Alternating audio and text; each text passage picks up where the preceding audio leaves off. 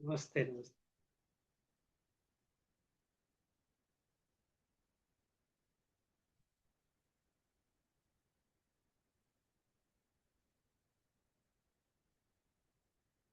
से the prayer हमें अपने मन को हमेशा संतुलित रखना है। इसी में हमारा आत्म विकास समाया हुआ है।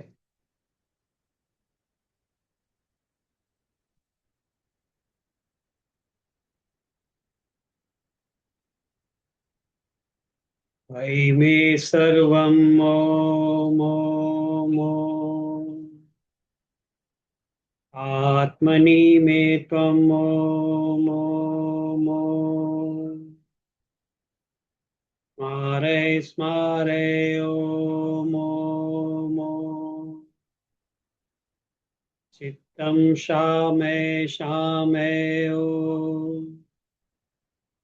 स्मराणि सोऽहं ॐ ॐ ॐ।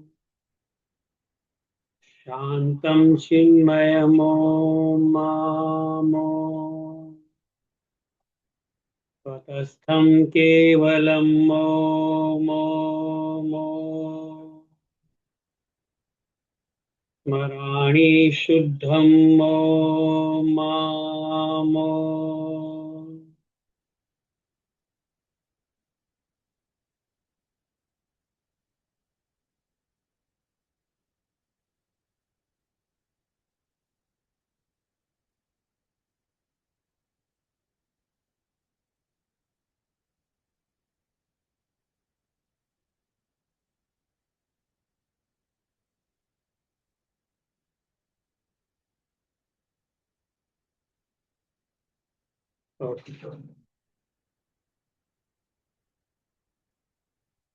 तो last time we talked about असंप्रज्ञात योग।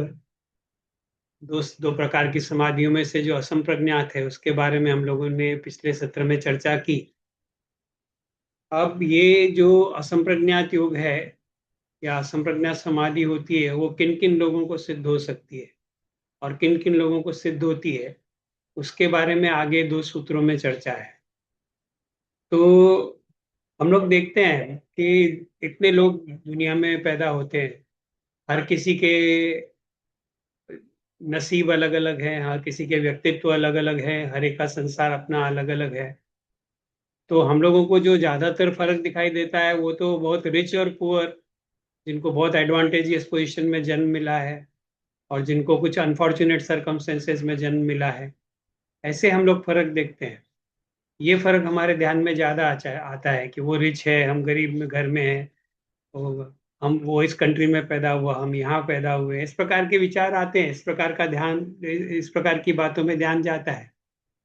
लेकिन और एक फर्क जो हमको दिखाई देता है वो ये है कि कुछ लोग पैदाइशी ही जन्म से ही स्पिरिचुअली इवॉल्व रहते हैं और कुछ लोग बिल्कुल ही सांसारिक रहते हैं, उनको स्पिरिचुअलिटी से कुछ लेना देना नहीं रहता है। तो ये भी एक ग्लेयरिंग फर्क जो हमको अनुभव में आता है, तो उसके बारे में जो आंसर है वो हमको आज के सूत्र में मिलेगा। तो ये जो आज का सूत्र है 19वां और 20वां, हम लोग उसको टच करेंगे। तो 19वां सूत्र बोलता है भव प्रत्ययो विदेह प्रकृति लयान। भव प्रत्ययो विदेह प्रकृति लयान। अब ये जो पिछले सूत्र में जो असंप्रज्ञात समाधि बताई थी वो किन किन को होती है। तो पहली कैटेगरी ये है कि भव प्रत्यय कि किसी किसी को जन्म से ही समाधि होती है, जन्म होने के कारण ही उनको समाधि होती है। एज इफ जैसे कि वो जन्म इसीलिए लिए है कि वो समाधि प्राप्त करें या अपनी उच्चतम स्थिति को प्राप्त करें और संसार को छोड़ दें। तो ऐसे व्यक्तियों को जो भव प्रत्यय, कारण, प्रत्यय का अर्थ है कारण, भव का अर्थ है जन्म। भव के वैसे बहुत अर्थ है, तो लेकिन शास्त्रीय दृष्टि से देखेंगे तो जैसे बुद्धिज्म में उसको भव चक्र बोलते हैं। भव चक्र मतलब क्या, कि सांसारिक आवागमन, संसार में आना, पैदा होना, मरना, फिर पैदा होना, फिर मरना, ये इसको भव चक्र बोलते हैं। इसको संस्कृत में भव संसार चक्र बोलते हैं। तो भव का अर्थ यहाँ पे जन्म तो है ही, साथ में भव के कारण, भव के कारण उनको समाधि होती है। इसका मतलब क्या है कि उनको कुछ ना कुछ ऐसे संस्कार उनके बचे रहते हैं कि जिनके वजह से उनको समाधि लेना जरूरी हो जाता है। तो ऐसे लोगों में दो दो कैटेगरी का उन्होंने सूत्र में बताया, भव प्रत्ययो, विदेह, प्रकृति लय। तो ये विदेह और प्रकृति लय, इसको हम लोग देखेंगे।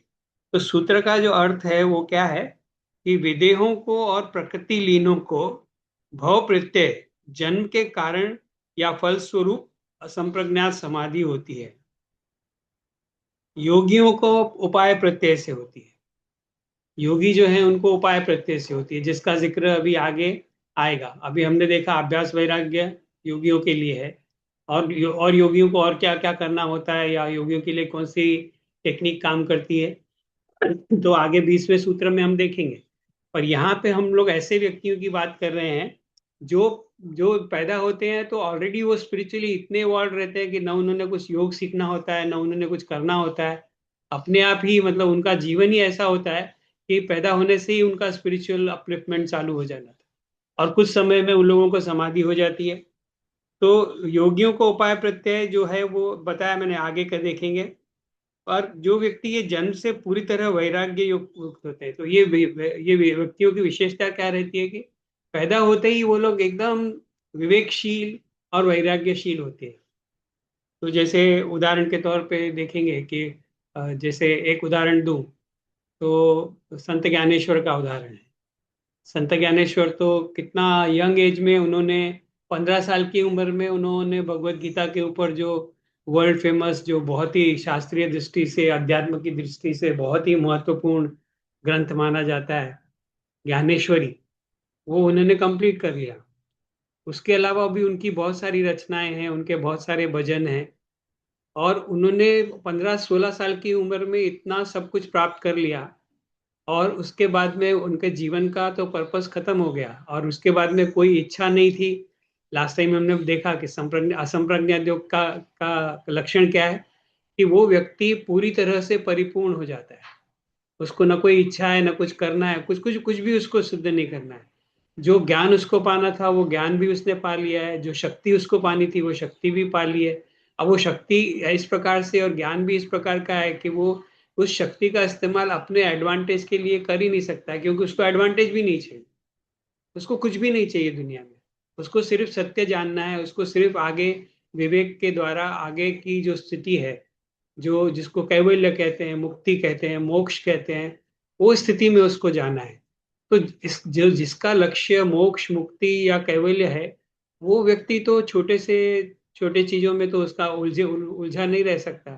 तो न उसको इच्छाएं रहती हैं, इसलिए वो आगे जाता है। तो अब ये जैसे मैंने ज्ञानेश्वर का उदाहरण दिया, तो ये ज्ञानेश्वर इतनी यंग एज में सब कुछ हो गया। उसके बाद में उनके उनके बहुत ही इंटरेस्टिंग स्टोरी है एक्चुअली ज्ञानेश्वर की। उनके गुरु जो थे वो भी नाथ योगी थे। गुरु ज्ञानेश्वर को भक्ति मार्ग में माना जाता है, लेकिन उनका जो परंपरा था वो नाथ योग का परंपरा था। गोरक्षनाथ के उनका शिष्य था गहनीनाथ। गहनीनाथ का शिष्य निवृत्तिनाथ। और निवृत्तिनाथ ज्ञानेश्वर के बड़े भाई थे, और निवृत्तिनाथ ही ज्ञानेश्वर के गुरु थे। तो उन्होंने पूरा उनको शिक्षा दिया था, उनको पूरा ज्ञान दिया था। अब उसके बाद में 21 ईयर्स का एज में संजीवनी समाधि बोलते हैं उसको, संजीवनी समाधि उन्होंने ले ली। और तभी वहां पे जो विटनेस थे वो समाधि लेने के समय, उसके पूरे भाई, दोनों भाई और बहन, और बाकी भी एक संत बोलते हैं, ऐसा बोलते हैं कि नामदेव, ये सब विटनेस थे वहां पे वो समाधि। तो इतनी यंग एज में समाधि लेने का अर्थ क्या हुआ? तो ये उनका एक जीवन का उदाहरण है कि जैसे जैसे असंप्रज्ञात समाधि पाने के लिए ही उनका जन्म हुआ और कुछ घटनाएं ऐसे घटी कि उनको उच्चतम ज्ञान मिल गया, उच्चतम अवस्था पा गए, जितने भी संस्कार है वो सब नष्ट हो गए। तो ऐसे ऐसे कुछ उदाहरण हम लोग देख सकते हैं। और उनको वैराग्य जो रहता है वो शुरू से रहता है। जैसे कबीर को देख लें, पहले से ही वैराग्यशील है, उनको किसी भी चीज में इंटरेस्ट नहीं है। तो गुरु नानक को देख लें, ये एग्जाम्पल है। गुरु नानक का भी बचपन से ही, मतलब उनके तो पिताजी व्यापारी थे, लेकिन उनको व्यापार में इंटरेस्ट नहीं था। तो ऐसा कई कई स्टोरीज गुरु नानक की आती हैं कि उनको कुछ बिजनेस के लिए उनके पिताजी ने बिठाया। तो जब वो गिनती गिन रहे थे, तो जैसे बोलते हैं 9, 10, 11, 12, 13, तो तेरा बोलते ही उनका दिमाग जो है वो अलग ही दिशा में चले गया। वैराग्य तो था ही, तो तेरा मतलब वो सीधा उसके साथ, ईश्वर के साथ कनेक्ट हो गया। तो उनके पास जो कुछ भी बेचने के लिए पिताजी ने दिया था वो ऐसे ही बांट बूट के घर में वापस आ गए। तो पिताजी ने कहा, कैसा रहा आज का सौदा, कैसा रहा आज का व्यापार? बोला, एकदम सच्चा सौदा करके आया हूँ। तो क्या सच्चा सौदा करके आया हूँ? सब कुछ बांट के आया। तो ये तो व्यापारी के तो गुण नहीं है ये, लेकिन फिर भी मतलब उनका ये वैराग्य कारण ये हमको दिखाई देता है। तो ऐसे बहुत सारे उदाहरण मतलब हम लोग देखेंगे। जैसे महाराष्ट्र के और एक बहुत बड़े संत है, संत रामदास, समर्थ रामदास जिसको बोलते हैं, शिवाजी के गुरु। ये अगर समर्थ रामदास नहीं रहते थे तो शायद ये जो स्वराज्य की स्थापना, या जो शिवाजी महाराज ने जो इतना बड़ा काम किया कि बहुत कुछ परिवर्तन देश में लाया, सोच में लाया, राज्य में लाया, पॉलिटिकल, तो उस उनके गुरु कौन थे? तो समर्थ रामदास। ऐसा बोलते हैं कि 12 साल की पहले से ही उनको वो उदासीन थे। इसीलिए आप देखेंगे साधु संतों के नाम के आगे कभी कभी आप सुन देखेंगे कुछ नाम लिखा रहता है उदासीन। संत का नाम लिखा रहेगा, फिर आगे लिखा रहेगा उदासीन। उदासीन का अर्थ क्या है? वैराग्यवान, जिसमें वैराग्य है पूरी तरह। और वैसे भी मतलब अगर देखा जाए तो गुरु की पहचान, साधु की पहचान उसके चमत्कार से नहीं होती है, उसकी पर्सनालिटी से नहीं होती है, उसके ज्ञान से नहीं होती है। किससे होती है? वैराग्य से होती है। जहाँ वैराग्य दिखाई देगा वहां पे संत के लक्षण दिखाई देते हैं। तो वैराग्य जो है ये प्राइमरी फैक्टर काम करता है। Sir, तो can ऐसा, you please repeat that Udasin ka this thing? I lost you. I lost the internet connection for some time. अच्छा अच्छा, नहीं, Sorry. Mini Sadhu you will find उनके नाम के आगे ना ऐसा संत का नाम लिखा रहता है और फिर उदासीन ऐसा लिखा रहता है, उदासीन, उदासीन। तो ये उदासीन शब्द जो है ये वैराग्य के साथ जुड़ा हुआ है। तो जो जिसमें वैराग्य है उस उसी को मतलब इसीलिए बोलते हैं कि प्रथम जैसे सिखों में परंपरा है गुरुओं के जो उदासी, तो पहली उदासी, दूसरी उदासी, ऐसा पहला वैराग्य आ गया तो वो निकल गए, पूरा भ्रमण करके आए, फिर दूसरा। तो उसमें मेन कैरेक्टरिस्टिक साधु और संत का क्या होता है कि वैराग्य। जहाँ आपको वैराग्य दिखाए और वैराग्य नहीं दिखाई दे, अगर राग दिख, अटैचमेंट दिखाई दे, तो फिर समझने का कि अभी बहुत उन्नति होना बाकी है। तो ये बहुत बड़ा क्राइटेरिया जो है संतों को समझने का और इवन योगियों को समझने का। तो उसमें वैराग्य जैसे हमने देखा, असंप्रज्ञात समाधि का मुख्य उपाय क्या है? कैसे असंप्रज्ञात समाधि मिलती है? उसमें पर वैराग्य रहता है। पर वैराग्य मतलब जो ज्ञान है उसको भी छोड़ देना है, जो धन दौलत है, जो भी सब कुछ छोड़ छोड़ देना है उस सभी के प्रति, और इवन जो उच्चतम शक्ति प्राप्त की है उसको भी छोड़ देना है। यही असंप्रज्ञात का लक्षण हमने देखा पिछले सूत्र में। तो अब ये जो भव प्रत्यय वाले जो लोग हैं, इनमें दो प्रकार के लोगों की बात की है। तो एक तो होता है विदेह, और दूसरा प्रकृति लय। हम लोग अक्सर अभी खास करके हम लोग ऐसा सोचते हैं कि हमारा जो पृथ्वी पे जीवन है उसके अलावा और कहीं कोई जीवन नहीं है, लेकिन भारतीय परंपरा में जैसे अलग अलग लोक माने जाते हैं। तो 14 लोक माने जाते हैं, पाताल, लोअर, मनुष्य योनि से नीचे की योनियां, मनुष्य योनि से ऊपर की योनियां। तो ये जो विदेह रहते हैं उनका ऐसा एग्जिस्टेंस रहता है कि वो लोग बिना शरीर के एग्जिस्ट करते हैं। हम लोगों को शरीर चाहिए अनुभव करने के लिए, लेकिन उनमें वैराग्य इतना रहता है, इतना रहता है कि वो वैराग्य कारण शरीर ग्रहण नहीं करते, और वो केवल मन की स्थिति में, सूक्ष्म शरीर की स्थिति में वो लोग जीवन जीते हैं। और ऐसा कई वर्षों तक, कई लंबा समय तक हो सकता है। तो कई मतलब हम लोग का तो टाइम लिमिट 100 बरस बरस है, क्योंकि सामान्य व्यक्ति का जन्म होता है तो 100 बरस तक जिंदा होने की ये रहती है, पॉसिबिलिटी रहती है। और वैसे बाय द वे ऐसा बोलते हैं कि हम जब भी पैदा होते हैं तो 100 वर्ष की गारंटी का कार्ड लेके आते हैं अपने। लिखा हुआ नहीं रहता है, लेकिन वो समझने वाली बात है कि पैदा हुए तो 100 वर्ष तक हमको कोई छोने वाला नहीं है, ऐसा समझा जाता है। तो फिर हम लोग सोचते हैं कि ऐसा गलत क्यों हो रहा है, फिर हम जल्दी जल्दी 60 में, 70 में, 80 में आदमी क्यों चले जाता है? क्योंकि बॉडी का अब्यूज होता है। अगर बॉडी को नेचुरल नियमों से अगर रखा जाए, बॉडी में कुछ रुकावट नहीं आए, तो 100 वर्ष तक आदमी आसानी से जी सकता है, ऐसा कहा जाता है। तो हमारा टाइम लिमिट कम है, लेकिन अगर पृथ्वी पे जो कुछ घटनाएं घट रही हैं, जो लार्जर स्केल पे हम देखेंगे, तो 100 साल कुछ भी नहीं है। पता नहीं कितनी पीढ़ियां आई, कितने लोग आए, कितने लोग, अभी लाखों साल से ये चल ही रहा है। तो उसके कंपैरिजन में 100 साल कुछ भी नहीं है, वो तो एक छोटा सा।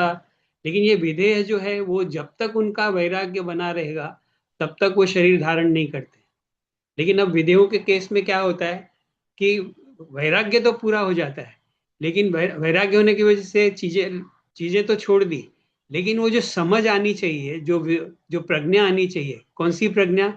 विवेक ख्याति की प्रज्ञा। हमने लास्ट टाइम किसी ने पूछा भी था, विवेक ख्याति का अर्थ क्या है? विवेक ख्याति का अर्थ है कि पूरी तरह से ग्राह्य ग्रहण ग्रहिता को समझना, पूरी तरह से जड़ जगत के स्वरूप को समझना, पूरी तरह से हमारे अंदर जो चेतना है, हमारे अंदर जो आत्मा है, हमारे अंदर जो पुरुष चैतन्य है या ईश्वरीय अंश है, उस अंश को भी पूरी तरह से समझना, उसकी एक विशेष दृष्टि प्राप्त करना। ये जब नहीं होता है, केवल वैराग्य रहता है, तो समाधि में चले जाते हैं।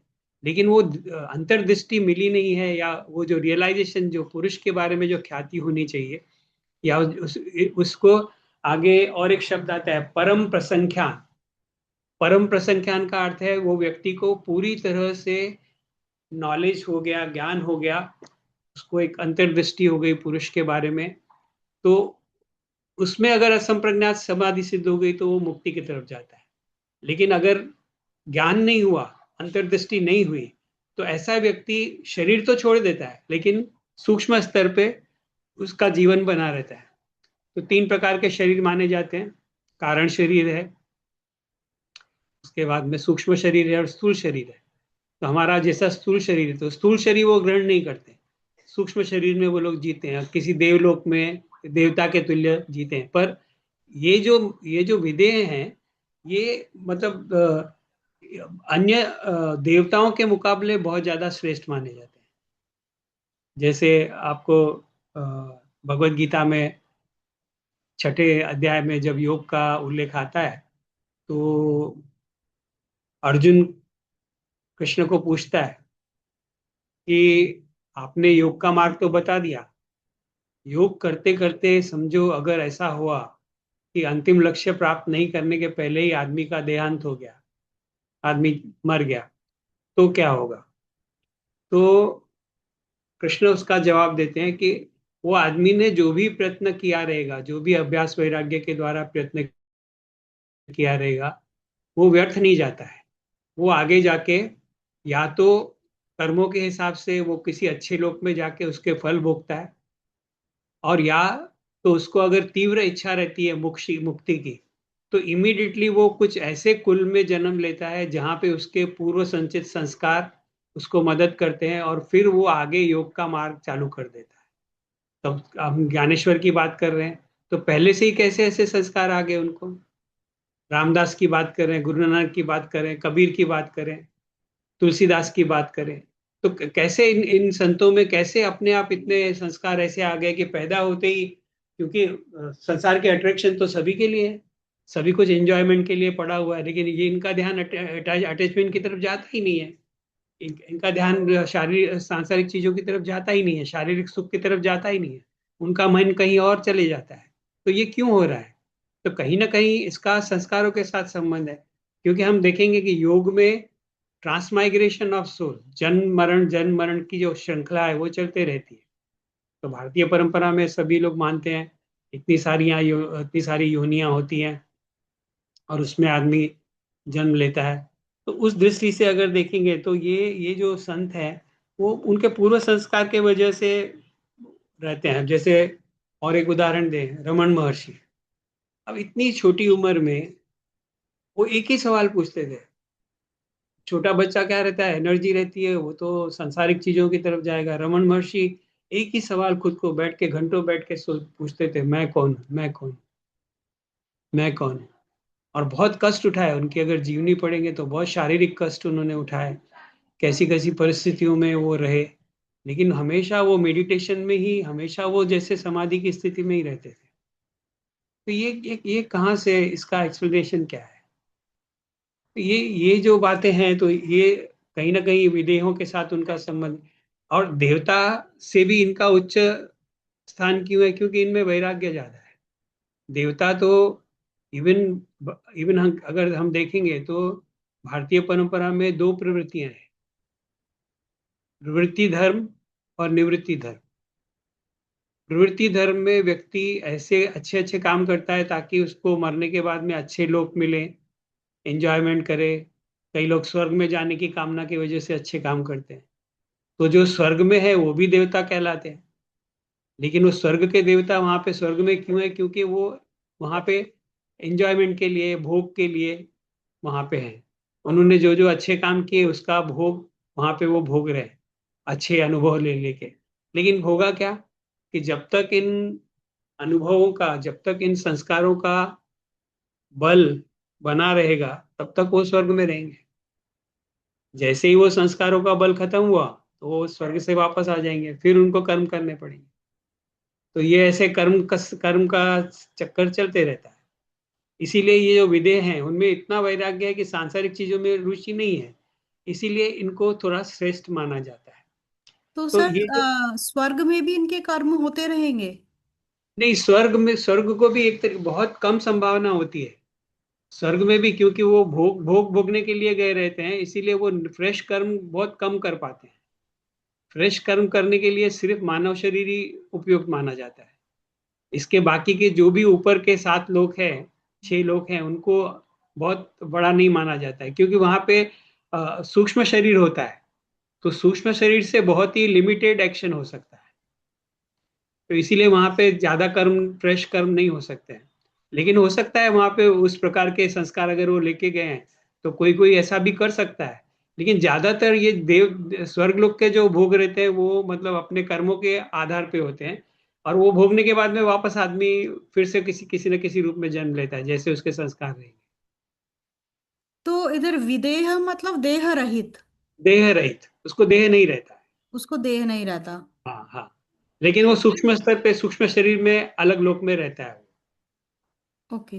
And one more thing, like some people, some child, I mean, some people they conceive and उनका during conception only gestation period में ही उनका डेथ हो जाता है, या फिर just after the birth they die.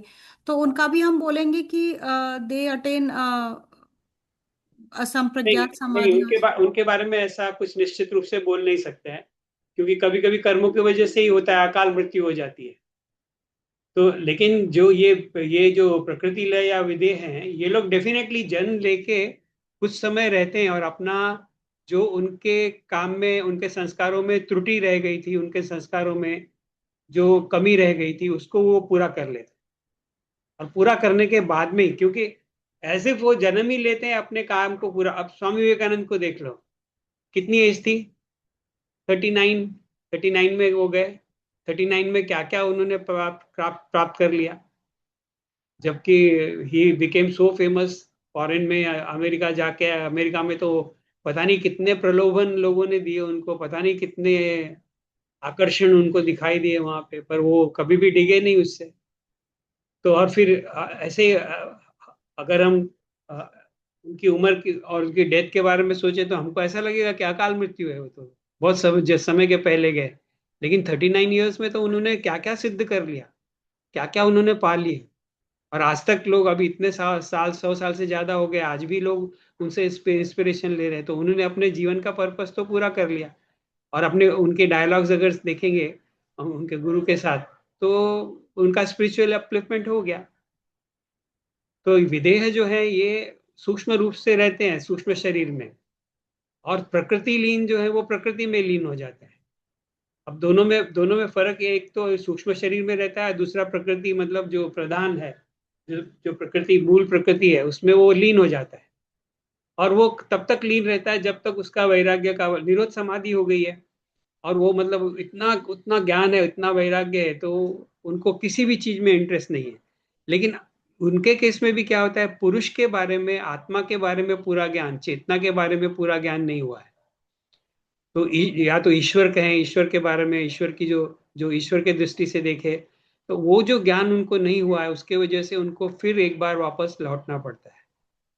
तो ऐसे जब प्रकृति लीन और विदेह, इन दोनों को एज इफ, मतलब ऐसा बोलेंगे कि अब कबीर के बारे में मैंने बताया, गोरक्षनाथ के बारे में बताया, गोरक्षनाथ भी ऐसे ही व्यक्ति थे, समर्थ रामदास भी ऐसे ही व्यक्ति थे, रामकृष्ण परमहंस भी ऐसे ही व्यक्ति थे। रामकृष्ण परमहंस इतना छोट बचपन से ही, मतलब वो उनका भक्ति में पूरा रस था और पूरी तरह से समाधि में ही रहते थे हमेशा।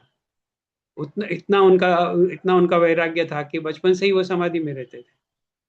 तो ये जो है यहाँ पे तो महाराष्ट्र में तो जैसे मैंने कहा नामदेव है, तुकाराम है, बहुत सारे ऐसे संत हैं।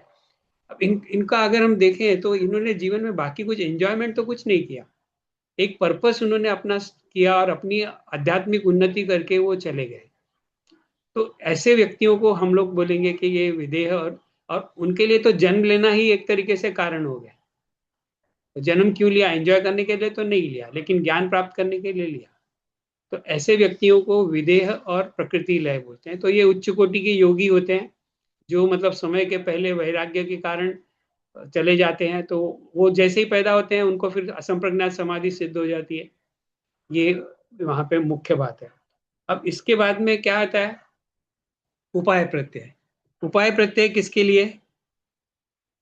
उपाय प्रत्यय है हमारे जैसे सामान्य लोगों के लिए, या जो थोड़ा बहुत उन्नति कर चुके हैं योग में, लेकिन अभी भी बहुत सारे ये बाकी हैं।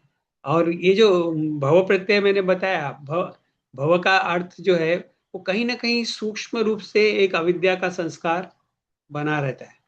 तो वो अविद्या का संस्कार बना रहता है, इसीलिए उन लोगों को जन्म लेना पड़ता है। नहीं तो वो ऑलरेडी मतलब बहुत उच्च अवस्था में पहुंच गए, उनको वापस आने की जरूरत नहीं है, लेकिन वो आते हैं क्योंकि वो संस्कार है। लेकिन हमारे जैसे व्यक्तियों में तो बहुत सारे संस्कार है। तो इन हमारे साधारण व्यक्तियों को तो बहुत सारे संस्कार है, तो उसमें योगियों की भी अलग अलग अलग अलग स्थिति है, अपने अपने डेवलपमेंट के हिसाब से उनका चलता है। तो कौन से प्रकार के प्रयत्नों द्वारा, कौन से उपाय के द्वारा वो असंप्रज्ञात को पा सकते हैं? तो सूत्र 20 में उस सूत्र 20 को उपाय प्रत्यय का सूत्र कहा जाता है। जैसे मैंने बताया, प्रत्यय के दो अर्थ हैं। प्रत्यय का एक अर्थ है वृत्ति, जानने की अवस्था, ज्ञान की अवस्था, और प्रत्यय का दूसरा अर्थ है कारण, कारण, कॉज।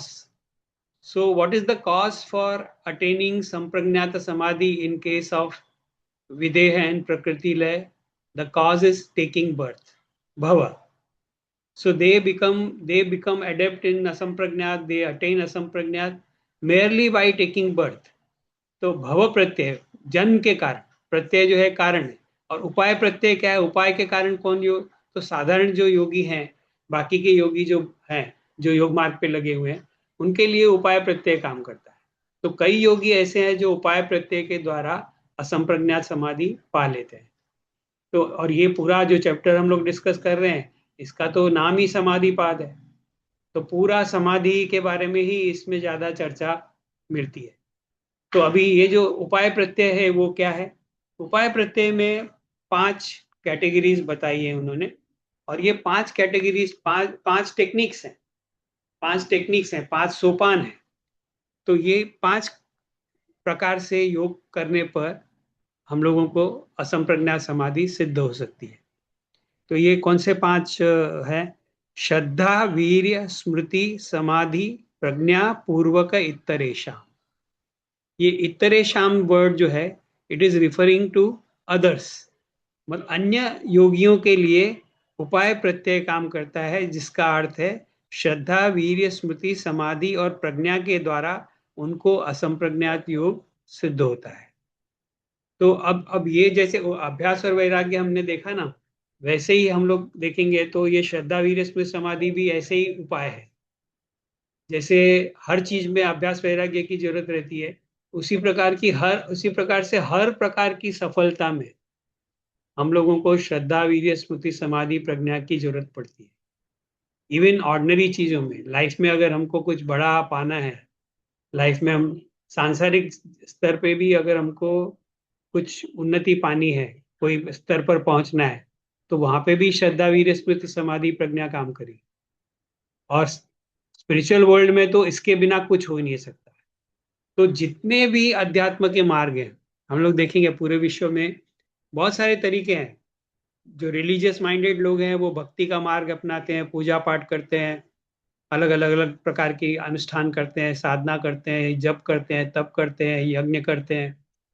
ये सभी होते हुए भी श्रद्धा, वीर्य, स्मृति, समाधि, प्रज्ञा को कोई भी ट्रांसेंड नहीं कर सकता है। इनकी मौजूदगी में ही सफलता मिल सकती है। अगर ये नहीं है तो सफलता मिलना इम्पॉसिबल है, ऐसा योग योग का मानना है। तो ये श्रद्धा, अ, इसको थोड़ा सा गहराई से अगर हम लोग देखेंगे श्रद्धा को, तो उपाय प्रत्यय का अर्थ है स्व प्रयत्नों के द्वारा आध्यात्मिक उन्नति, स्व प्रयत्नों के द्वारा। योग जो मार्ग है वो कोई भी नसीब में यकीन नहीं करता है, कोई भी अच्छा भाग्य में यकीन नहीं करता है। योग किस में यकीन करता है? अपने कर्मों पे, अपने आप पर। इसीलिए उसको उपाय, it is a path of self endeavour. Yoga is a path of self endeavour. वहां पे कोई भी मतलब जो बोलते हैं फेटलिज्म नहीं है, या किस्मतवाद वगैरह नहीं है कि किस्मत से सब हो जाएगा। वहां पे किस्मत का, योग तो ये बोलता है कि आज हमारी जो जीवन की परिस्थिति है, आज जो हम अनुभव ले रहे हैं, आज जहाँ पे हम हैं, जिस भी जीवन स्थिति में हम हैं, उसके पीछे कौन जिम्मेदार है? हम लोग खुद जिम्मेदार हैं। हम अभी जो हैं अपने कर्मों के फल के वजह से ही हम जहाँ पे हैं वहाँ हैं। तो अगर हम आगे कुछ अलग चाहते हैं, तो अभी से हमको अपने कर्म बदलने पड़ेंगे। अपने काम करने का ढंग, अपने सोचने का ढंग, अपनी एटीट्यूड्स, अपनी भावनाएं, अपने विचार, अपने लक्ष्य, हर चीज के बारे में विचार करके जो हमारे उन्नति के लिए सहायक है, ऐसे दिशा में जाने का प्रयत्न करना पड़ेगा। और ऐसे दिशा में जाने के लिए जो जो करना जरूरी है वो सब करना पड़ेगा। तो वो सब करना तभी संभव होगा जब हम उस दिशा में प्रयत्न करेंगे। अगर हाफ हार्टेडली कोई अगर सोचता है कि मैं चलो ये करूंगा वो करूंगा, तो उसके प्रयत्नों को यश भी नहीं आता है, सफलता भी नहीं मिलती है। यश तभी आता है जब दृढ़ संकल्प से वो कुछ करेगा। और दृढ़ संकल्प कहाँ से आता है? तो वो श्रद्धा से आता है। तो yoga is a path of self endeavour. ये स्व प्रयत्नों के द्वारा। तो एक ग्रंथ है योगी याज्ञवल्क्य, उसमें याज्ञवल्क्य ग्रंथ में ये लिखा हुआ है कि यद योगेन आत्मदर्शन परमो धर्मो, यद योगेन आत्मदर्शन। तो आदमी का सबसे बड़ा परम धर्म क्या है? अब आज के जमाने में तो हम लोग देखते हैं कि बस बस पैदा हुए हैं, एंजॉय करना है सब। आजकल तो बच्चे लोग, यंगस्टर्स लोग तो ये बोलते हैं कि अरे लाइफ शॉर्ट है, जितना एंजॉय कर सकते हो एंजॉय करो, 60-70 में तो निकल जाना है। और वो लोग को तो लंबी लाइफ भी नहीं चाहिए, कुछ उनको बोलेंगे भैया थोड़ा लाइफ को जरा हेल्थ को दे। अरे किसको इतना लंबा जीना है? ये बोलते हैं बच्चे लोग, किसको इतना जीना है? लेकिन उनको ये समझ में नहीं आ रहा है कि ये तो एक जीवन नहीं है। अगर अगर हम इसमें यकीन करते हैं कि ट्रांसमाइग्रेशन, तो अगली लाइफ भी रहेगी। अभी जो हम कर्म करेंगे उसके आधार पे अगला जन्म मिलेगा। और अगले जन्म में करेंगे उसके आधार पे अगला जन्म मिलेगा। तो इस सोच में जो यकीन रखता है और इस सोच में जिसकी श्रद्धा है, वो डेफिनेटली ये विचार करेगा कि मैं किस प्रकार के काम कर रहा हूँ, किस प्रकार से मेरा जीवन जा रहा है। और समझो अगले जन्म की बात नहीं भी करें, एक बात तो निश्चित है, हम अगर हम थोड़ा भी सोच के देखें, अभी अगर हम राइट एक्शन चालू करें, आज के डेट में भी अगर हम राइट एक्शन लेना चालू करेंगे, तो 5 साल 10 साल में हमारा पूरा जीवन परिवर्तित हो सकता है। ये हमको दिखाई देता है। कर्मों का फल सीधा सीधा सीधा हमारे अनुभव में आता है। कोई व्यक्ति हेल्दी है, लेकिन वो अपना शरीर की तरफ ध्यान नहीं देता है और सब गलत काम करते रहता है, सिगरेट पीता है, बॉडी को अब्यूज करता है, उल्टा सुल्टा खाता है। तो पैदा होने के समय तो वो बहुत लंबी उम्र लेके पैदा हुआ था, लेकिन वो जल्दी भी जा सकता है क्योंकि अपने कर्म वो ऐसे कर रहा है। He is inviting trouble. और कोई व्यक्ति है शारीरिक तौर पे थोड़ा कमजोर पैदा हुआ, लेकिन वो अगर सही काम करता है तो वो अपनी उम्र उसकी बढ़ भी सकती है। तो ये सब सिद्धांत यहाँ पे काम करते हैं। तो लाइफ को बेटर बनाना, इम्प्रूव करना, उसको अच्छा बनाना काफी हद तक हमारे प्रयत्नों के ऊपर निर्भर करता है। बाहर की परिस्थितियां कितनी भी खराब हो, कितनी भी एडवर्स हो, कितनी भी मतलब हमारे अगेंस्ट हो, तो भी व्यक्ति का खुद का जो मेंटल मेकअप है, उसका जो मन की जो शक्ति है, उसके द्वारा वो बहुत सारी क्षमताएं प्राप्त कर सकता है और बहुत सारी एडवर्सिटीज को वो ओवरकम कर सकता है। तो इसके लिए कौन से 4-5 जो चीजें बताई है वो ये है। भगवत गीता में भी यही बात आती है। 6ठे अध्याय में 5वां श्लोक अगर देखेंगे तो भगवान कृष्ण बोलते हैं कि व्यक्ति को चाहिए कि वो अपना उद्धार खुद करे, राह नहीं देखनी है, क्योंकि कोई भी आपका उद्धार करने वाला नहीं है। अगर हम सोचेंगे कि नहीं हमारा नसीब अच्छा होगा, कोई हमको मदद करेगा, कोई, या कई लोग तो आजकल मतलब अपने आप को एक भ्रम में रखते हैं, बहुत बड़ा भ्रम चल रहा है कि किसी गुरु को फॉलो करते हैं, किसी गुरु को ज्वाइन कर लेते हैं, और फिर ये सोचते हैं कि मैंने तो गुरु को ज्वाइन किया, ये मेरा गुरु है, वो मुझे तार देगा, वो मुझे पार ले जाएगा, वो मुझे मोक्ष दिला देगा, वो सब मेरे काम कर देगा, मेरी मुसीबतें हटा लेगा। ऐसा तो होने वाला नहीं है। गुरु तो मार्ग दिखा सकता है, गुरु तो बता सकता है कि सही क्या है, गलत क्या है। सही गलत का काम जो करना है वो हमको खुद करना है। तो वी आर रिस्पॉन्सिबल। और ये केवल, देखो, ये केवल भारतीय ऋषि बोल रहे हैं, योगी बोल रहे हैं, ऐसा नहीं है। एक बहुत बड़ा एग्जिस्टेंशियल, मैंने शायद पहले किसी क्लास में जिक्र किया भी रहेगा, कि नीत्जे, बहुत बड़ा जो ऐसे एग्जिस्टेंशियल फिलोसोफर है, मॉडर्न वर्ल्ड का फिलोसोफर है, वो क्या बोलता है, वो बोलता है कि we do not know why we are thrown in this world. हमें मालूम नहीं हमको क्यों इस जग में जन्म लेना पड़ा है, लेकिन but if we are born, if we are in the world, then we are responsible for whatever we do. अगर हमको पता नहीं, हमने माँ बाप को चुना नहीं, हमने परिस्थितियों को चुना नहीं, हम अपने माँ बाप के घर में पैदा हो गए, कितने भाई बहन है, हमने निर्णय नहीं लिया, रिच है कि पुअर है, हमने निर्णय नहीं लिया, लेकिन हम तो पैदा हो गए। लेकिन पैदा होने के बाद में आज अगर हम बोलेंगे कि बिकॉज मैं इस घर में पैदा हुआ था इसीलिए मैं ऐसे काम करूंगा, तो that will be a totally wrong thing. क्योंकि एक बार हम पैदा हो गए तो हमको हमारे पास जो अक्ल है, हमारे पास जो प्रज्ञा है, उसका इस्तेमाल करके हमको काम करना है। क्योंकि हर काम जो भी हम करते हैं या जो हम नहीं करते, जो भी हम करते हैं या जो भी हम नहीं करते हैं, उसके फल का उत्तरदायी कौन है? हम लोग ही है। We are responsible for whatever we do. ये बात जितनी जल्दी हम समझ जाएंगे उतना हमारा जीवन अच्छा हो जाएगा, उतना हमारे जीवन में उन्नति आना चालू हो जाएगी। बिल्कुल एक बात समझ, किसी को भी दोष नहीं दे सकते। अगर दोष देंगे तो we are wasting time, we are wasting energy and we are escaping doing right thing. जितना जल्दी हम समझ जाएं कि मुझे अपना रास्ता खुद बनाना है, जो कुछ भी पाना है मुझे स्व प्रयत्नों के से ही पाना है, तभी संभव है। और कभी कभी गुड लक हो जाती है, कोई आके मदद करता है, उसको इस बात को समझना वो गुड लक नहीं रहती है।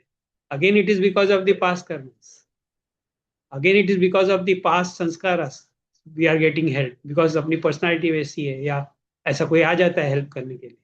तो गुड फॉर्च्यून मतलब वो अच्छे कर्म से ही जुड़ा हुआ है, क्योंकि और कोई लॉजिकल आंसर समझ में नहीं आता है। ये नसीब भी जो काम करता है तो वो नसीब कैसे काम करता है, ये थोड़ा सा सोचना चाहिए। तो इस प्रकार से अगर देखें तो ये अपना उद्धार खुद करना है। भगवान कृष्ण बोलते हैं 6 अध्याय में, तुमको अपना अध्याय, आप ही अपने मित्र हो, आप ही अपने शत्रु हो। अगर गलत करोगे तो शत्रु बन जाओगे, अगर सही करोगे तो मित्र बन जाओगे। तुम्हारा सबसे बड़ा मित्र तुम खुद हो, सबसे बड़ा शत्रु तुम खुद हो। ये भगवान कृष्ण के वर्ड्स हैं। तो यही योग भी यही बोलता है कि आपको निर्णय करना है कि अपना भला करना है। अभी जैसे मैंने का उदाहरण दिया था कथा उपनिषद का, यम और नचिकेत का। तो यम क्या बोलता है? श्रेयस और प्रेयस में फर्क करना सीखो, विवेक करना सीखो। सही गलत का विवेक तुमको करना है। हमारे हमारे एक्शंस के लिए, हम जो दिन भर में कर रहे हैं, हम जो भी कर रहे हैं, उसका विवेक हमारे पास होना चाहिए। कोई व्यक्ति हमारे लिए उसको निश्चित नहीं कर सकता, हमारे लिए निर्णय नहीं ले सकता कोई, सभी निर्णय हमको ही लेने हैं। तो यहाँ पे ये चीज थोड़ा सा, किसी को उपाय प्रत्यय का है। इसमें तो पहला है श्रद्धा। श्रद्धा क्या है? जितनी बड़ी श्रद्धा उतना गहरा अनुभव, उतना बड़ा प्रयत्न। एक छोटा सा उदाहरण देता हूँ, ज्यादा डिटेल में नहीं जाएंगे। एक क्लास है, ये बात मैं अपने अनुभव के आधार पे बोल रहा हूँ कि एक क्लास है, उसमें 50 स्टूडेंट है, और 50 स्टूडेंट्स को कोई योगा टीचर आके योगासन सिखाता है। जैसे कोई मेडिटेटिव पोस्चर सिखाया, या समझो शवासन सिखाया। तो शवासन का उदाहरण लेते हैं। शवासन सिखाया, 50 लोग शवासन एक साथ में कर रहे हैं, और 50 लोगों के लिए एक ही टीचर एक ही शब्द का इस्तेमाल कर रहा है, एक ही प्रकार के शब्द इस्तेमाल कर रहा है। ऐसा नहीं कि 50 लोगों के लिए वो अलग अलग बातें बोल रहा है। इंस्ट्रक्शन तो सभी को समान दे रहा है, लेकिन अगर आप शवासन के बाद में वो 50 व्यक्तियों से बात करेंगे कि किसको कैसा अनुभव आया, तो हर एक का अपना अपना अलग अनुभव होगा। कभी कभी ध्यान देना जब भी क्लास में ऐसे कोई शेयरिंग होती है, क्योंकि मैं तो ऐसे माहौल में सीखा हूँ कि जहाँ पे हर प्रैक्टिस के बाद में शेयरिंग होती थी, हर किसी से पूछा जाता था क्या अनुभव आया, और हर किसी को शेयर करना रहता था, उससे मालूम पड़ता था कि उसको अनुभव क्यों आ रहा है। अब ये अनुभव, अगर अच्छा अनुभव आने के लिए संस्कार जरूरी है, श्रद्धा जरूरी है। जिस व्यक्ति को जितनी ज्यादा श्रद्धा रहेगी उतना गहरा उसको अनुभव होगा। कुछ लोग क्लास में श्रद्धा से आते हैं, उनको गहरे अनुभव होते हैं। कुछ लोग क्लास में टीचर को टेस्ट करने आते हैं, उनको बहुत छोटे अनुभव होते हैं। जैसा जिसका मोटिवेशन, जैसा जिसकी श्रद्धा रहेगी, वैसा उसको अनुभव आएगा। और प्रयत्न भी क्योंकि वैसा रहेगा। जो आदमी क्यूरियोसिटी से, कौतूहल से आया है, वो आदमी बोलेगा चलो टेस्ट करते हैं, देखते हैं क्या सिखा रहे हैं। वो देखते हैं क्या सिखा रहे हैं, तो उसमें वो गहरा नहीं जा सकता, क्योंकि उसके प्रयत्न भी वैसे ही रहेंगे। लेकिन कोई आदमी बोला मैं योग कर रहा हूँ और योग में मुझे उच्चतम अनुभव पाना है, मेरी श्रद्धा है योग में, इस प्रकार से अगर वो काम करेगा तो छोटी सी टेक्निक में तो उसको बहुत बड़ा अनुभव आ जाएगा। छोटी सी टेक्निक से उसका जीवन पूरा बदल जाएगा, अगर श्रद्धा है तो श्रद्धा। अब फिर सवाल है कि श्रद्धा तो, आप तो श्रद्धा की बात करें, लेकिन मुझ में तो श्रद्धा है ही नहीं। आपको आवाज आ रहा है? ये कुछ आवाज आ रहा है? डिस्टर्बेंस नहीं हो रहा ना? Okay. Because at my window some monkeys are shouting. बहुत बहुत सारे मंकीज हैं। तो अगर श्रद्धा है तो छोटी सी टेक्निक में हम लोगों को बहुत गहरा अनुभव आ जाता है। तो फिर ये है कि श्रद्धा मुझ में कैसे आए, मुझ में तो नहीं है। तो वर्किंग श्रद्धा तो हमारे सभी में रहती है। बहुत सारी चीजें ऐसी रहती है जिसमें हम लोग बिलीव करते हैं। जैसे रोजमर्रा के जीवन में सूर्य समय पे उगेगा, लाइफ हम बोरीवली स्टेशन जा रहे हैं तो ट्रेन मिल जाएगी, ट्रेन चलते रहेगी। इस प्रकार से थोड़ी बहुत श्रद्धा, वर्किंग श्रद्धा रहती है। लेकिन ये श्रद्धा को हम लोगों को गहरा करना है। कैसे गहरा करना है? विचार करके, अपने बारे में विचार करना है। मेरे जीवन में क्या हो रहा है, मुझे कहाँ जाना है, मुझे कौन सा मेरा लक्ष्य है, मैं क्या पाना चाहता हूँ, इस बारे में। और अगर मन की शांति के प्रति श्रद्धा है, कोई व्यक्ति अगर सोचता है कि मुझे मन की शांति प्राप्त करनी है, तो वैसा वो प्रयत्न करेगा और वो उसको मन की शांति प्राप्त हो जाएगी। तो ये श्रद्धा जो है उसको गहरा करते जाना है, इसीलिए ये उपाय प्रत्यय है। और शास्त्रों में, ऋग्वेद वगैरह में तो श्रद्धा को देवी कहा है। श्रद्धा को देवी कहा है, तो योग में भी श्रद्धा को देवी से कम नहीं कहा है। योग में श्रद्धा को क्या कहा है? माँ, कल्याणी। श्रद्धा को कल्याणी शब्द से संबोधित किया है। कल्याणी क्यों? जैसे माँ बच्चे को बड़ा करती है, तो माँ क्या सोचती है कि बच्चे की उन्नति होनी चाहिए, इसीलिए माँ उसको नए नए परिस्थितियों में डालती है सिखाने के लिए। ऐसी कुछ परिस्थितियां निर्माण करती है ताकि बच्चे की उन्नति हो, बच्चा सीखे। तो कभी कभी नेचर, या ये जो पूरी जो पृथ्वी है, जो नेचर है, ये ये भी हमको परिस्थितियां दे रही है। और इसमें हमारी उन्नति कैसे होगी? श्रद्धा। श्रद्धा हमको माँ की तरह पालती है। ऐसा योग शास्त्र में ऐसा कहा है कि श्रद्धा जो है माँ के समान है।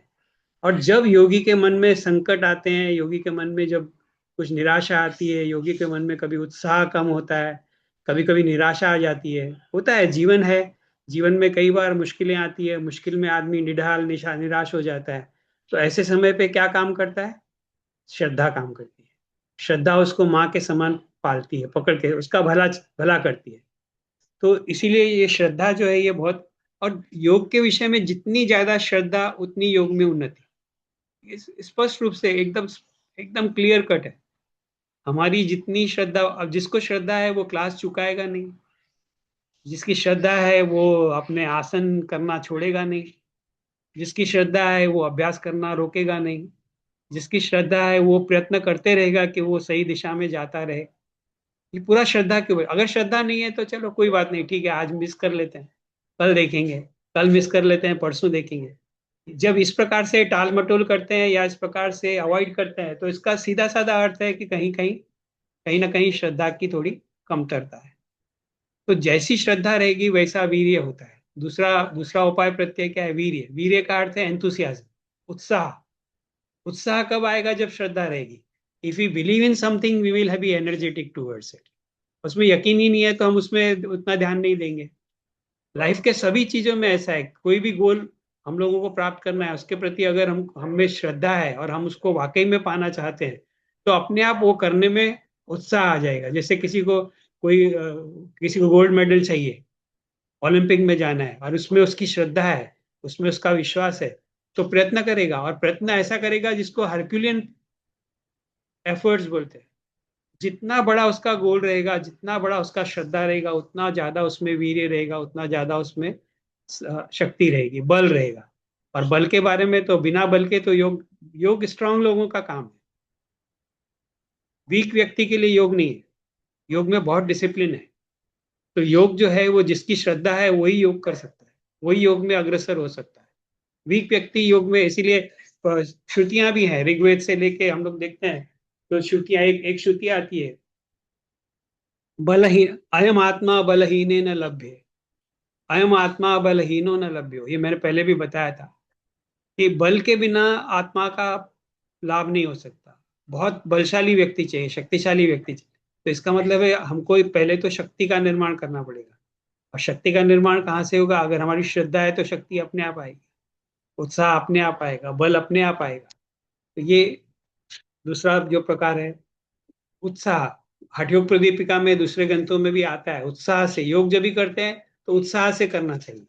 अगर उत्साह से करेंगे तो हमको नए नए अच्छे गहरे अनुभव, शरीर के बारे में, मन के बारे में, अपने बारे में बहुत गहरे अनुभव छोटी सी टेक्निक से आ सकते हैं। सिर्फ सांस पे ध्यान केंद्रित कर रहे हैं, 5-10 मिनट अगर दिन में कर रहे हैं, उसमें हमको अपने बारे में जो जानकारी मिलेगी वो हमको शास्त्रों से भी नहीं मिलेगी। क्योंकि वो we are doing the right thing, और उसको एंथुसियाज्म से करेंगे तो बहुत ज्यादा उसमें फायदा हो सकता है। तीसरी है स्मृति।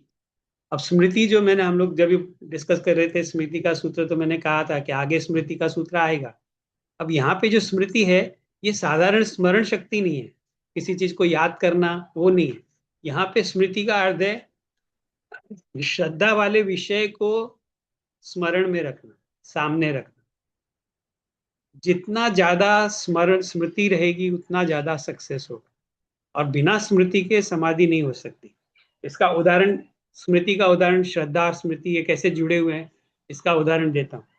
अभी हम लोग मतलब जिस जो जो चीजें हमको बहुत प्रिय लगती हैं, या समझो एक उदाहरण ले लें कि आई एम श्योर सभी सभी लोग यहाँ पे जो हैं, एट वन पॉइंट और the other in life, they must, all of you must have fallen in love. कभी प्रेम में पड़े रहेंगे। और प्रेम में जब भी पढ़ते हैं तो प्रेम का जो ऑब्जेक्ट रहता है, प्रेम का जो विषय रहता है, उसको याद दिलाने की आवश्यकता नहीं पड़ती है। जब व्यक्ति को वास्तविक प्रेम रहता है तो जिससे प्रेम रहता है उसको याद करने की जरूरत नहीं पड़ती है, वो याद आते रहती है, याद अपने आप होती रहती है। ये थोड़ा सा साइकोलॉजिकल फैक्टर हमको सोचना पड़ेगा। जो भी चीज हमको प्रिय लगती है, जो चीज हम पाना चाहते हैं, उसको स्मरण में लाने के लिए प्रयत्न करने की जरूरत नहीं पड़ती है, वो अपने आप स्मरण में आती है, अपने आप वो सामने आते रहती है। ठीक उसी तरीके से स्मृति की साधना है। तो और इसका प्रैक्टिकल लेवल पे ध्यान, स्मृति का एक अर्थ है कि जो चीज, जो लक्ष्य है उसको स्मरण में रखना, और अपने आप को भूलना नहीं। तो स्मृति ये बहुत बड़ा, इस बात को समझना बहुत जरूरी है। क्योंकि स्मृति साधना, इसको जितना स्मृति साधना करेंगे उतना जीवन के हर पहलू में हमारी उन्नति होगी। जो भी हम कर रहे हैं उसके बारे में स्मृति रख के, कि जैसे हमने सोचा कि अभी 10 मिनट में मेडिटेशन करूंगा, 10 मिनट मेडिटेशन करूंगा, तो मेडिटेशन करने का अर्थ है कि ध्यान केंद्रित करना। तो कहीं पे भी ध्यान केंद्रित कर सकते हैं, सांस पे ध्यान केंद्रित कर सकते हैं, आंखों के मध्य में कर सकते हैं, भ्रू मध्य में, नासिकाग्र पे कर सकते हैं, हार्ट पे, हृदय चक्र पे कर सकते हैं, या और कोई चक्र पे कर सकते हैं। तो जब वहां पे ध्यान केंद्रित करते हैं तो एक आधा मिनट, पौना मिनट तक ध्यान रहता है, उसके बाद हम भूल जाते हैं। उसके बाद विचार कहीं और चले जाते हैं, मन कहीं भटक जाता है। तो क्या ये क्यों चले जाता है? कि आत्मा विस्मृति हो गई, हम भूल गए हम क्या कर रहे हैं, हम भूल गए कि क्या, क्यों क्यों वहां बैठे हैं, क्या कर रहे हैं। ये भूलना नहीं है। अगर हमने सोचा कि 10 मिनट ध्यान करूंगा, तो 10 मिनट पूरी तरह से स्मृति पूर्वक ध्यान करना है। सदैव ये स्मृति रखनी है कि मैं ध्यान कर रहा हूं और मुझे ध्यान में देख केंद्रित, बाकी कुछ भी मेरे मन में नहीं आना चाहिए, इस प्रकार से। और शरीर के प्रति जागरूकता रखना, तो ये केवल योग में नहीं, गौतम बुद्ध का भी मैंने जब एग्जाम्पल दिया था वो यही एग्जाम्पल था। गौतम बुद्ध भी बोलते हैं स्मृति की रक्षा करनी चाहिए, क्योंकि स्मृति के बिना समाधि नहीं हो सकती। स्मृति है तो ही समाधि होगी, क्योंकि स्मृति में एक के बाद एक वृत्ति रखनी पड़ती है, एक के बाद एक वही सेम वृत्ति के ऊपर ध्यान केंद्रित करना रहता है, उसी को ध्यान कहते हैं। जब कोई एक वस्तु को पकड़ के पूरा मन उसमें एकाग्र करते हैं, उसी को ध्यान कहते हैं। तो ये ध्यान लगेगा तभी जब स्मृति है। अगर स्मृति नहीं होगी मतलब भूल जाएंगे क्या कर रहे हैं, तो ये प्रमाद के कारण होता है। हमारा मन या उतनी ज्यादा श्रद्धा नहीं है विषय में। तो अभी क्लास में बैठे हैं, बोला 10 मिनट के लिए आंखें बंद करके आप सुखासन करो, तो 5 मिनट 5-6 मिनट तक सहन करते हैं लोग। छठे सातवें मिनट में कभी कभी कोई आंख खोल के देखता है, टीचर कब बोलेगा आंखें खोलो। ये ऐसा होता है। तो ये 10 मिनट का समय भी हम लोग स्मृति, हमारा मन कितना कितना कमजोर है, इसको इससे हम लोग समझ सकते हैं। जो आगे हमने अगर हमने सोचा कि आधा घंटा में ये करूंगा, तो बिल्कुल आधा घंटा उस समय वो करना चाहिए। और जिस खाना खा रहे हैं तो खाना खाना चाहिए, टीवी देख रहे हैं तो टीवी देखना चाहिए, पढ़ रहे हैं तो पढ़ना चाहिए। टीवी देखते समय खाना खाएंगे तो दोनों चीजें अलग अलग, तो ये प्रमाद हो जाता है। तो ये भी एक प्रकार की एक स्मृति को बढ़ाना कैसे है? स्मृति को बढ़ाने का सबसे आसान तरीका है, आप जो भी कर रहे हो उसको 100% ध्यान दे के करो, बस। स्मृति अपने आप बनते जाएगी, योग में भी उन्नति अपने आप होती जाएगी। सिर्फ एक ही चीज ध्यान रखना है, जो भी मैं करूंगा 100% ध्यान दे के करूंगा। खाना खाऊंगा तो खाने का स्वाद लेके खाऊंगा, चाय पीऊंगा तो चाय पीऊंगा, पेड़ को देखूंगा तो पेड़ को देखूंगा, बेटे से बात करूंगा तो बेटे से बात करूंगा, बेटी से बात करूंगे, हस्बैंड से बात करूंगी तो हस्बैंड से बात करूंगा। उस वक्त 100% I will be there. Whatever I will do 100%। इसी भगवत गीता में जो डेफिनेशन मैंने बताई थी, योग कर्मसु कौशल, एक किसी भी कर्म में कुशलता ही योग है। ये किस प्रकार का कर्म है? जहां पे मन की 100% मौजूदगी है, जहां पे मन 100% लगा हुआ है, उसी को हम लोग बोलेंगे कि कौशलता पूर्वक कर्म हो रहा है। बाकी कर्म तो हम लोग ऐसे आधा इधर आधा उधर, खाना बनाते समय फोन पे बात कर रहे हैं तो नमक ज्यादा डल जाएगा, शक्कर ज्यादा पड़ जाएगी, खाना जल जाएगा, कुछ भी हो सकता है। लेकिन एकाग्रता पूर्वक करेंगे तो ऐसा होने की संभावना नहीं है। तो हर चीज में ये इस प्रिंसिपल को हम लोग, तो सीधा साधा है कि मतलब जितना हो सके स्मृति की रक्षा करना है। और स्मृति को बढ़ाने का एक ही तरीका है कि जान संप्रजन्य बोलते हैं ये शब्द, इसका एक शब्द है संप्रजन्य। संप्रजन्य को अ, संप्रज्ञात योग से जुड़ा हुआ ये शब्द है। गौतम बुद्ध ने इसके बारे में बहुत चर्चा की है। तो आर्य अष्टांगिक मार्ग अगर हम देखेंगे तो उसमें भी आता है सम्यक स्मृति। सम्यक समाधि के पहले सम्यक स्मृति आता है। अगर स्मृति अगर हमारी, और भगवत गीता में चैप्टर 2 में ये आता है कि स्मृति है तब तक व्यक्ति की बुद्धि अच्छे से काम करती है, और स्मृति नहीं है तो बुद्धि का नाश हो जाता है। ऐसा भगवत गीता में भी बोला है। तो स्मृति एक बहुत महत्वपूर्ण चीज है। It is not only ability to recall but ability to focus mind on whatever we are doing. जो भी जो भी हम कर रहे हैं उस पर पूरा ध्यान केंद्रित करके उसको करना, ये बहुत जरूरी है।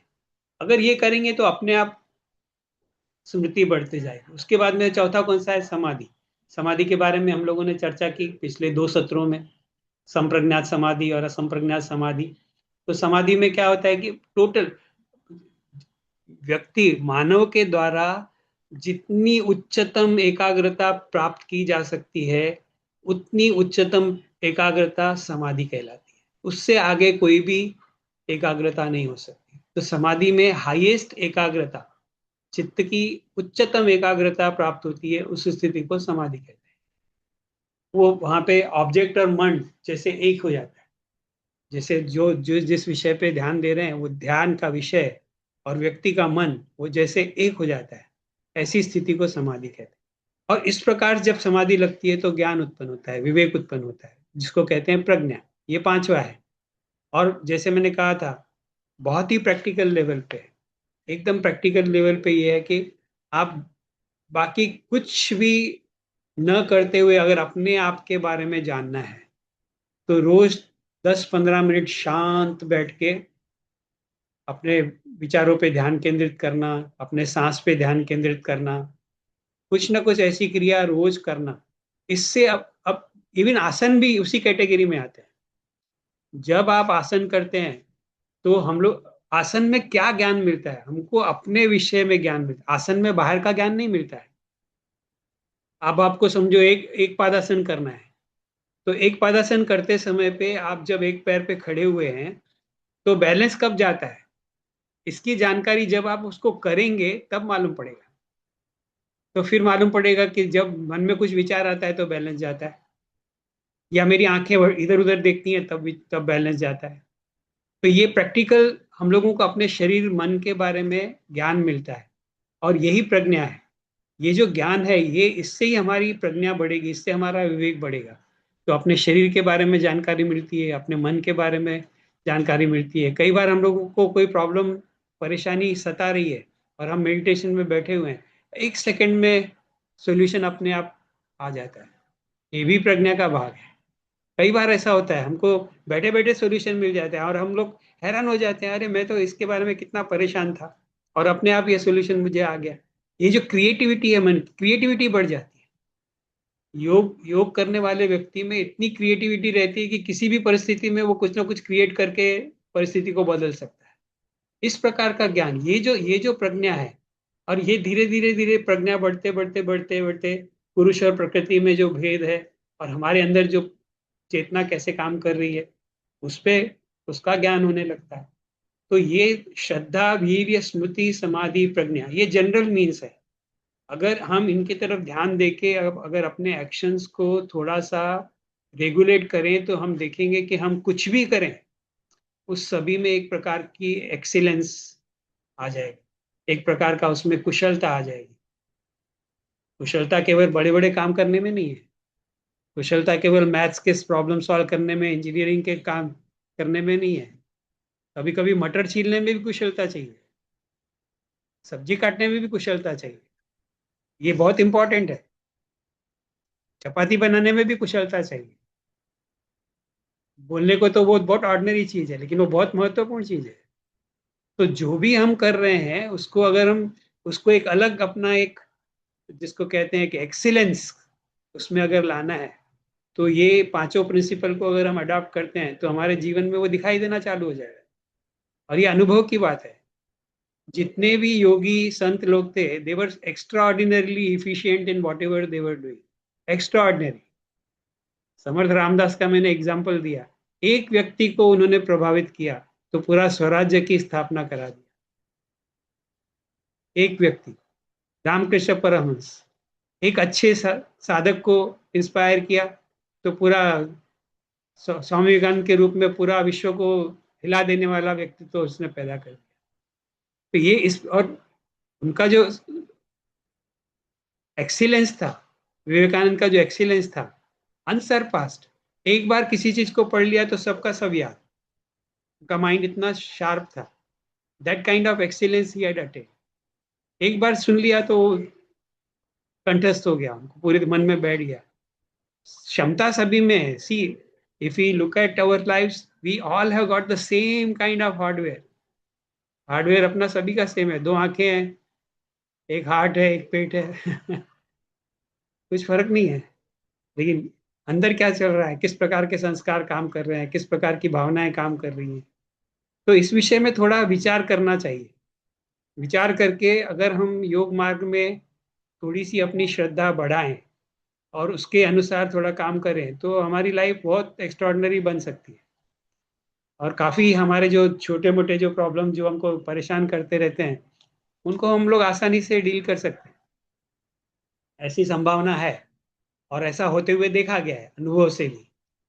इसीलिए ये सूत्र जो है बहुत उसकी, अपार्ट फ्रॉम शास्त्रीय दृष्टि से जो उसकी वैल्यू है वो तो है ही, लेकिन प्रैक्टिकल लेवल, व्यवहारिक स्तर पे हमारे जीवन में भी इसके लिए बहुत बड़ा महत्वपूर्ण भाग हो सकता है। तो समय तो हो गया है, फिर भी अगर कुछ कोई क्वेश्चंस हैं तो वी कैन डिस्कस।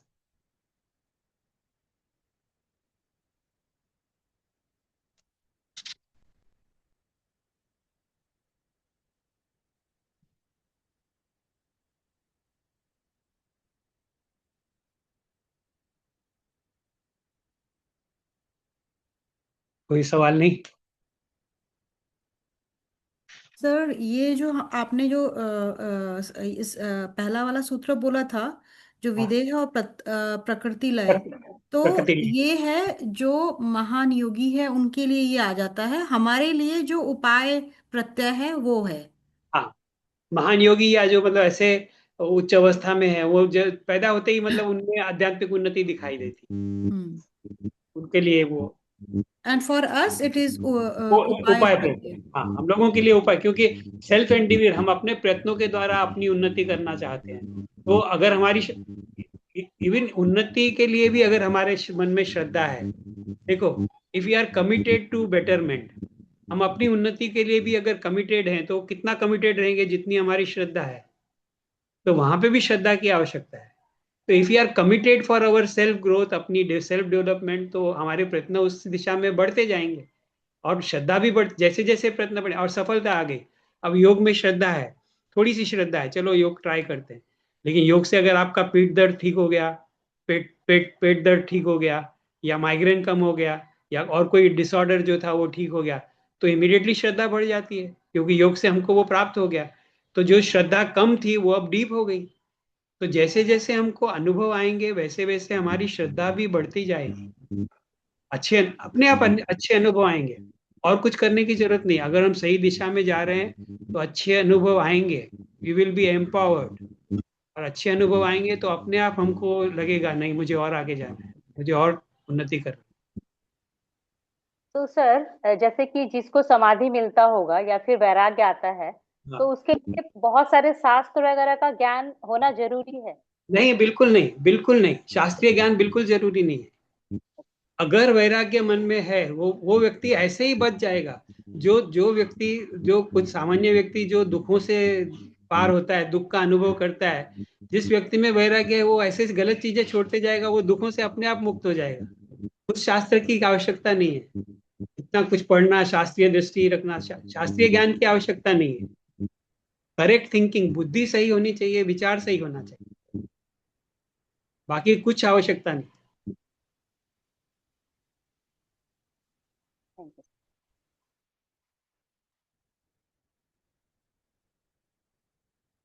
ठीक है, चलिए ठीक है। नमस्ते एवरीवन। नमस्ते sir. Namaste, sir. Thank you.